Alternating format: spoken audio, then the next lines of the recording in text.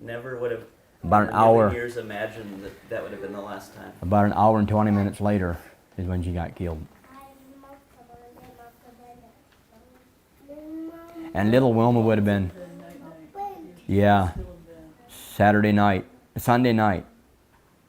We came home from a wake, and the kids, they were already upstairs. They came down, we came home.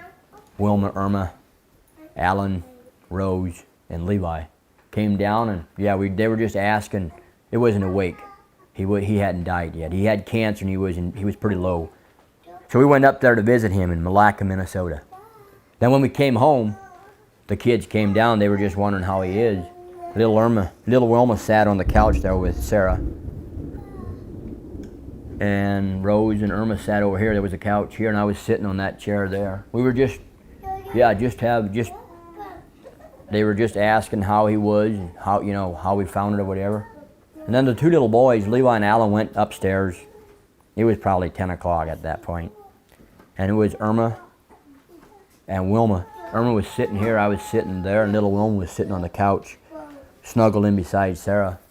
And Irma just, all of a sudden, just jumped up and she said, I need to go to bed so that I can get up in the morning. And then Sarah told her, she said, well, take little Wilma with you. She came over and got her, and they went upstairs, and Irma said, night, night, everybody.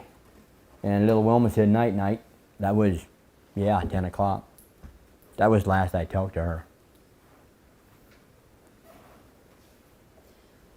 A lot of questions still to be answered and about what exactly happened that day. I know you've been kind of informed of which of the two sisters involved with the vehicle it might have been, that they may have switched places. You were aware of that information, so, right? Yeah, the officer was here the other night.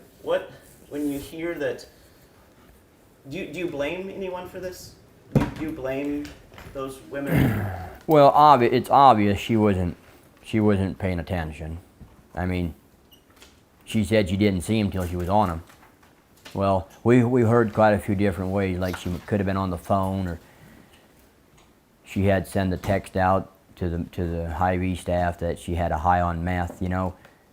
Until the investigation is done. I mean, do we blame somebody?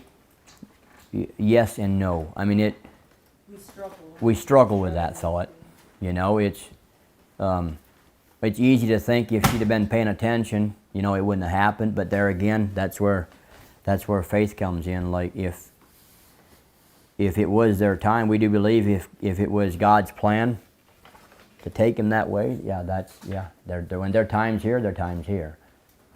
What about the fact that they would it give you a sense of closure, and or we often talk about justice being served? Do you need additional closure, or do you want some sort of justice through the court system?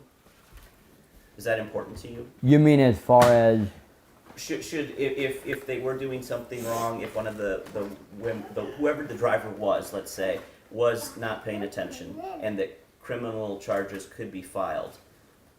Do you think there should be accountability here? Is that going to help in the healing process, or are you okay with just realizing that this was their time? So the way we get done with that is we'll leave that thoroughly up to the state. Like, we're not going to press charges. That's I guess however the state wants to handle it. That's how we'll be satisfied. So there's no quest for justice. No.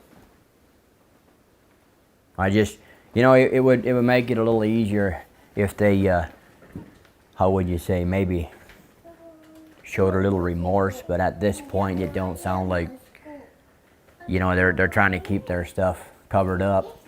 The two gals, where I don't think, as of this point, I don't think that's even optional. Like, yeah.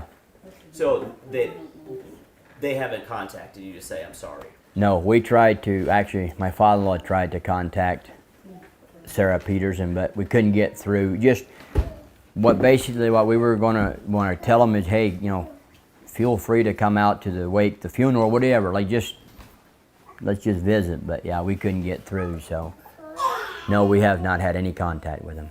Would an apology be something you would still like? I mean, does that even? I mean, you can never replace. Well, that would. Kids. I mean, I'm not even That trying would to say that. But definitely. That would definitely. How would you say? Maybe